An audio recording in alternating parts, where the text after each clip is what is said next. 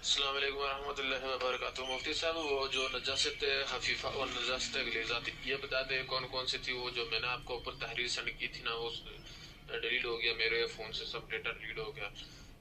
وہ تحریر میں نے رکھی ہوئی تھی تو جو ہے نا وہ میرے ذہن میں نہیں آ رہی۔ نجاست غلیظہ اور نجاست خفیفہ، وہ تین مسالے دی تھی، تین وہ کون سی ہیں؟ ایک بار پھر بتا دیں، جزاک اللہ۔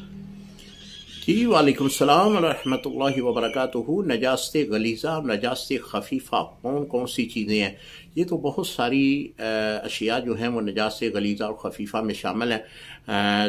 اس کے لیے بہترین تو یہی ہے کہ آپ بہار شریعت کا مطالعہ کیجئے گا، یا پھر ہمارے درس نظامی میں فقہ کی جو پہلی کتاب پڑھائی جاتی ہے جسے نور الازا کہتے ہیں، اس کا مطالعہ کر لیں۔ آپ کو پتہ چل جائے گا کہ نجاست خفیفہ اور غلیظہ میں کون کون سی اشیاء شامل ہیں۔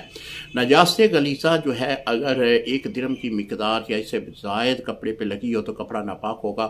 خفیفہ جو جس کپڑے کا جو حصہ جس پر نجاست لگی ہو وہ 1/4 تک اس نجاست سے یعنی بڑھ گیا ہے تو پھر وہ بھی ناپاک ہوگا۔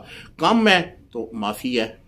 باقی آپ تفسیر جو ہے وہ اس میں دیکھ لیں، آپ کو کتب میں مل جائے گی۔ السلام علیکم ورحمۃ اللہ وبرکاتہ۔